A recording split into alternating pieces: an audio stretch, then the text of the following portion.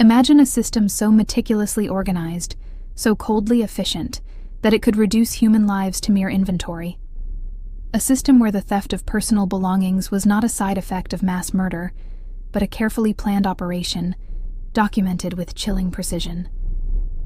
Today we delve into one such document, a stark testament to the bureaucratic machinery behind the Holocaust, the August Frank Memorandum of 1942. Remember to like, share, comment, and subscribe for future content.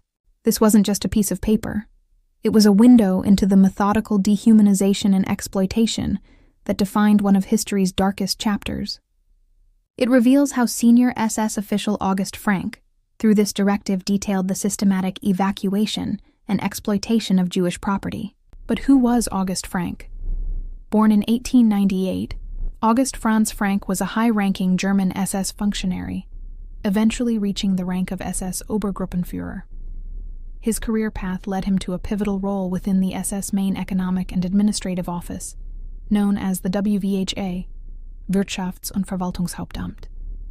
This office was not merely an administrative body, it was the economic engine of the SS, responsible for managing concentration camps, SS-owned businesses, and, chillingly, the exploitation of slave labor and the property of Holocaust victims.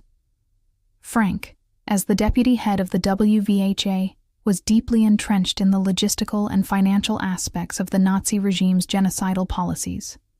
He was a bureaucrat, yes, but one whose administrative decisions had direct, devastating consequences for millions.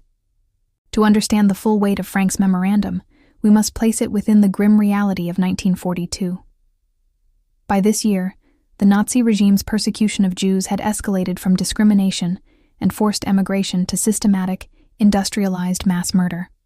The Wannsee Conference, held in January 1942, had formalized the final solution to the Jewish question, a euphemism for the extermination of European Jewry. Across occupied Europe, ghettos were being liquidated, and Jews were being rounded up and deported by the hundreds of thousands to extermination camps like Auschwitz-Birkenau, Treblinka, and Belzec, primarily as part of Operation Reinhard. These camps were designed for one purpose: efficient killing.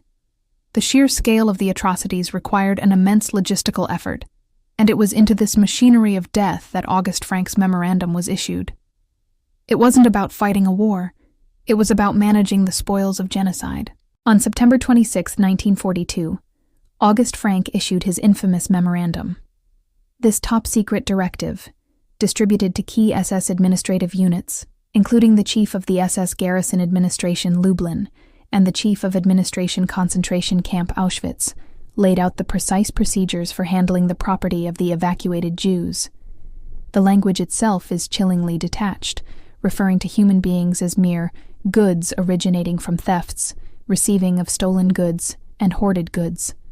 This bureaucratic jargon masked the horrific reality of mass murder and systematic plunder. The memorandum meticulously categorized the stolen property. Cash money and Reichsbank notes was to be deposited into a specific account. Foreign exchange, rare metals, jewelry, precious stones, and even gold from teeth were to be delivered to the SS Economic and Administrative Main Office, which would then forward them to the Reichsbank. This wasn't random looting. It was state-sanctioned theft on an industrial scale, designed to enrich the Nazi regime. Smaller, more personal items were not overlooked. Watches, clocks, alarm clocks, fountain pens, razors, pocket knives, and flashlights were to be repaired, cleaned, and then sold to frontline troops through post exchanges. The proceeds, of course, went directly to the Reich. Even here, the memorandum dictated strict controls, limiting officers and soldiers to purchasing only one watch each, with gold watches reserved for special utilization by Frank himself. This reveals the meticulous planning and the sheer volume of items being confiscated. Clothing and footwear were also systematically processed.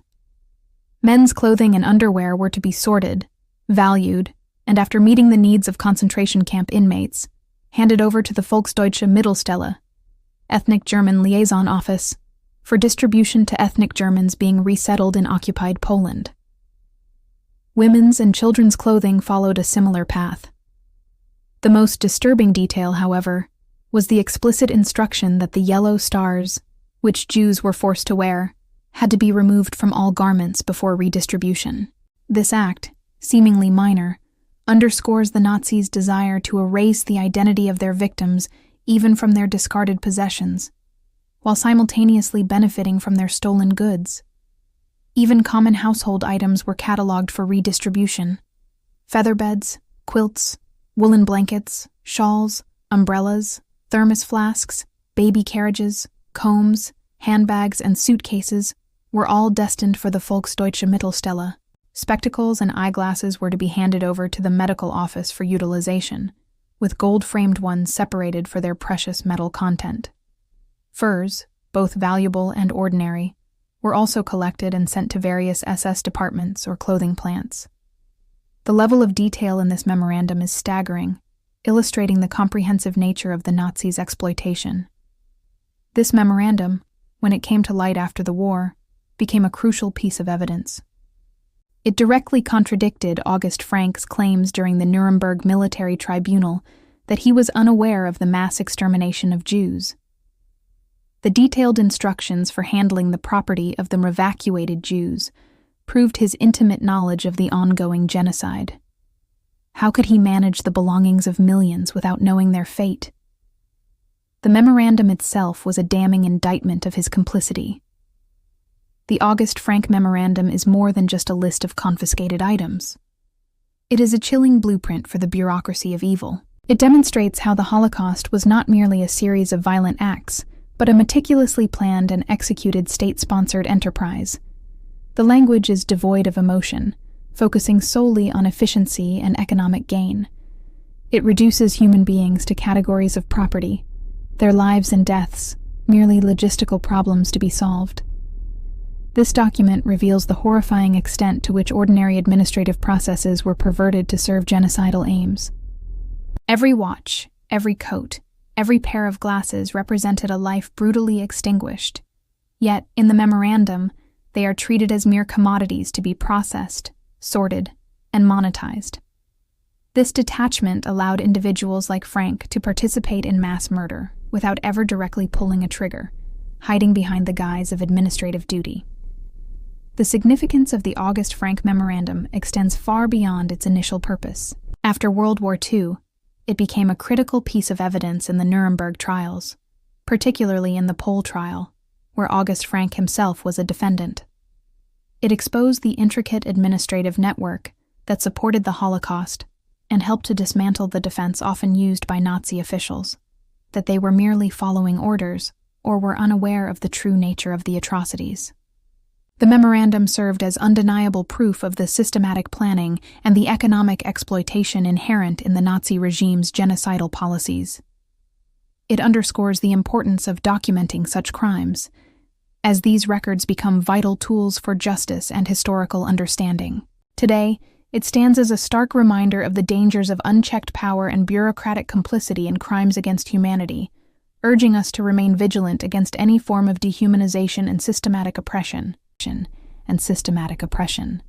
The August Frank Memorandum, a seemingly mundane administrative document, unveils the cold, calculated heart of the Holocaust. It reminds us that genocide is not always a chaotic outburst of violence, but can be a highly organized, bureaucratic process.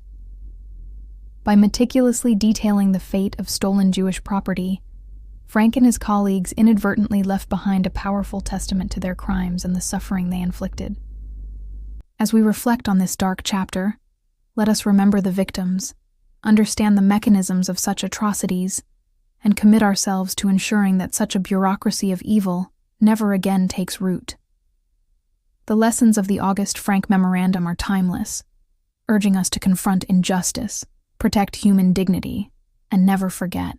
Thanks for watching. Please comment, like, share, and subscribe so you don't miss any future content.